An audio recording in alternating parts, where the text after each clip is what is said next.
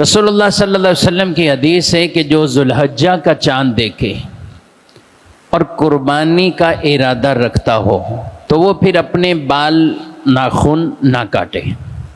ذوالحجہ کا چاند، قربانی کا ارادہ،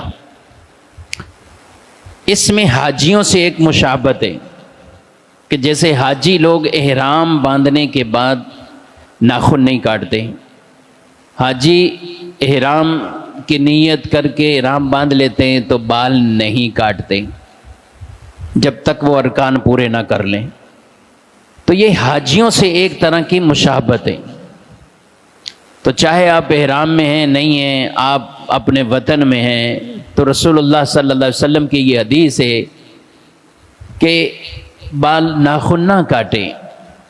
اور بعض روایات میں تو یہ بھی ہے کہ جو قربانی کی طاقت نہیں رکھتا، قربانی نہیں کر سکتا، وہ بھی اگر اس کی رعایت کرے اور ان دنوں میں یہ بال ناخن نہ کاٹے، سبحان اللہ، اس کے لیے فضیلت ہے کہ اللہ اسے قربانی کا ثواب عطا فرما دے گا۔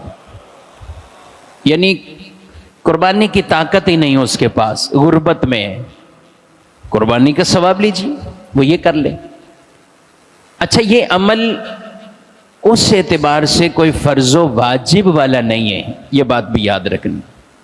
اگر کسی نے بال کٹوا لیے، اگر کسی نے ناخن کاٹ لیے، تو ہم یہ نہیں کہیں گے کہ یہ گناہ گار ہوا ہے۔ گناہ نہیں، مستحب عمل ہے، بہتر عمل ہے، ثواب والا کام۔ لیکن اگر کسی نے کاٹ لیے تو کوئی گناہ نہیں ہے، یا اس کی قربانی پہ کوئی اثر نہیں ہے کہ قربانی پہ کوئی اثر پڑے گا، ایسا نہیں۔